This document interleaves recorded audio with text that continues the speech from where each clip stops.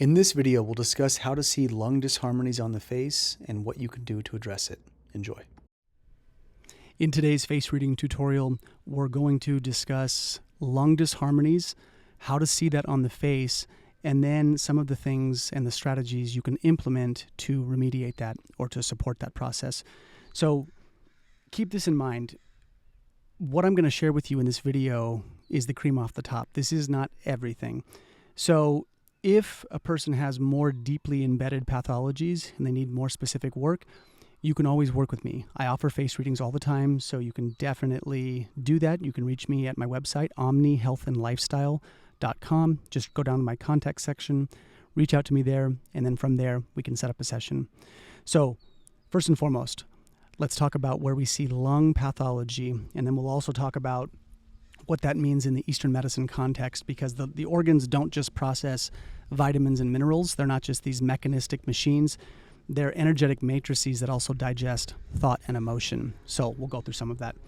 First and foremost, I'm going to refer you to my facial map, which many of you have probably seen in my videos. But when you look at this chart, you're going to see the white areas. This relates to the metal element and the lung function. The lung is the premier metal element organ. Its counterpart is the large intestine. So we're not going to talk about the large intestine. We're going to stay focused on the lungs. If you look at this chart, you're going to see that the cheeks and the nose are all white. It's a pretty big geography. It's the largest geography on the face. The area also above the below the eyebrows, but sort of at the the brow bone. So that space between the eyebrow and the brow bone, or the bridge of the nose, that space below the eyebrows you want to pay attention to. And then lastly, also, you can see it here. I would say for diagnostic purposes, where you're going to typically see lung stuff come up, though, is going to be more on the cheeks. But that doesn't mean these other areas are off limits or that you can't check them out. But usually what I've seen over the years is the pathology will show up on the nose and on the cheeks.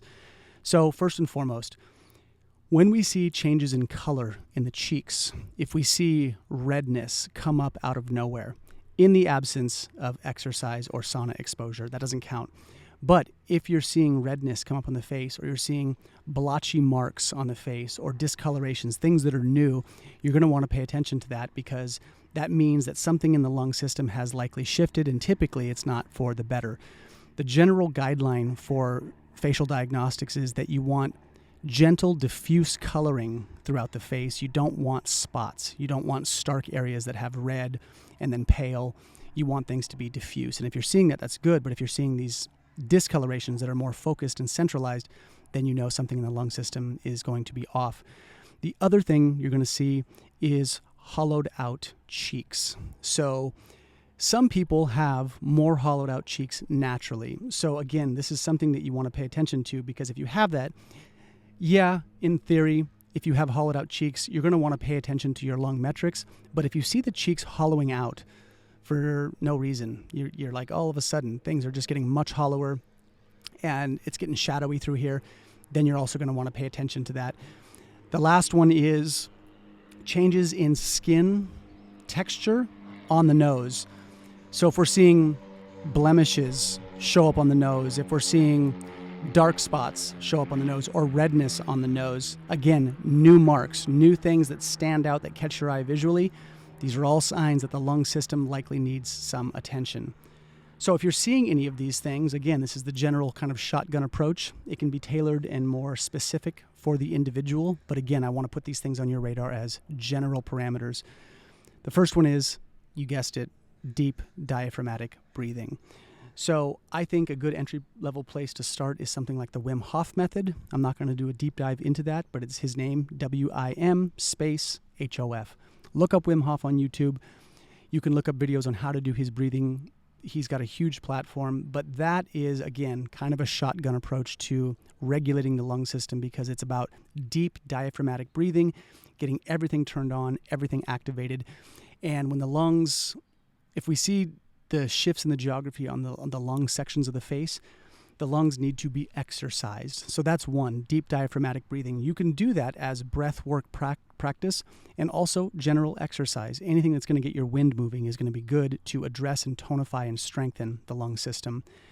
Now, the next one, This is something that I kind of devised. I found out over the years worked very well when I was in Chinese medicine school and I was actually treating patients and whatnot.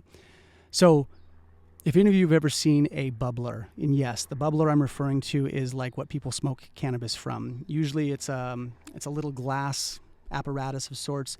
It holds water, and you essentially, put your greenery in there. Then people do that. You can also do it with tobacco or whatever. So you're not going to be smoking anything when you do this. But essentially what you do is you fill that little reservoir in the bottom of that bubbler with water and then essential oils. More specifically, respiratory bolstering essential oils. The two that I go to, and these are not all of them, but the two that I go to that are very good for lung function, the first one is eucalyptus, and the second one is grapefruit. Eucalyptus, there's good research around eucalyptus and how it dilates the bronchioles and gets us breathing better. It has that kind of menthol cool feeling when it goes in. Grapefruit is very good for bacterial infections and that kind of thing. It keeps the lungs clean, kind of from like an immune perspective. So you can do these at the same time. You need like a drop or two of each. You put them in there and essentially you just plug the hole on the bubbler and you inhale, you hear the water bubble, and you're going to taste, and you're essentially inhaling the essential oils. So people can diffuse it in their house as well. But what I found is when people take it directly into their lungs and they're actually inhaling through an apparatus like this, they're getting those oils into the lungs, thus strengthening them and, in theory, kind of cleaning them with the grapefruit. So again, there are other respiratory bolstering oils that you can look up. So I don't want to just, pigeonhole you and say these are the only two, but these are good ones to start with. And so what I saw with people when they had lung disharmonies, I would have them do this and they would have very good effect with it. So that's another one. From the emotional level, you're going to want to look at assessing grief and your relationship to the past. The lungs regulate grief on the negative side. So if we are excessively grieving, if we are excessively sad, if we are chronically depressed, if we have those low-grade emotional states that are staying with us for a long time, this can throw the lungs out of whack. It's said in Chinese medicine that the lungs are the most delicate organ. They can be injured the easiest. And that goes for physical and emotional. So grief is really hard on the body, but you want to look at that. If we're seeing changes, really assess and ask, am I grieving something? Am I going through something traumatic right now? Or am I holding on to something from the past? And that relationship to the past is also very important for the metal element because on the positive side, it regulates nostalgia. And what that means is positive associations with the past. That means you're not living in the past, wishing you were 25, drinking beer at the rugby house. You look back on those things and say, that was fun. It brought me to a certain place, and I don't want that, but I can look back on it and smile. That relationship to the past and that nostalgia, that's the positive side of the lungs. It really ties into how we digest our past and our relationship to it and our acceptance of what we've been through. So those are things to look at. And then in terms of how to resolve your grief, that's a huge question. It's one I can't answer in a short little face reading tutorial video. But what I'll say is the entry-level places are, yes, one, talk therapy. That's a great way to do it. Find a counselor who is solution-oriented, not someone who just allows you to vent and just talk about your problems at length. That's not very constructive. You do have to address what the problems are, but you want to have a person who is guiding you into solutions. How do I resolve my grief patterns? How do I move forward through that? Another one is, kind of outside the box, is psychedelic use. I'm a huge advocate for psychedelic use, but here in America, it's still kind of a dicey topic.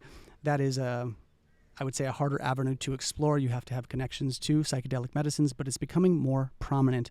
But things like psilocybin mushrooms, things like ayahuasca, things like ketamine, these things can be done in pretty contained environments that are safe.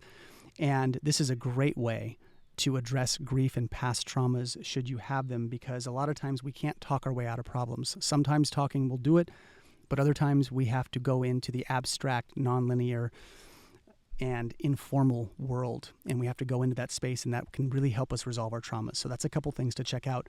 Now, the next one is, in terms of lifestyle, is sauna exposure.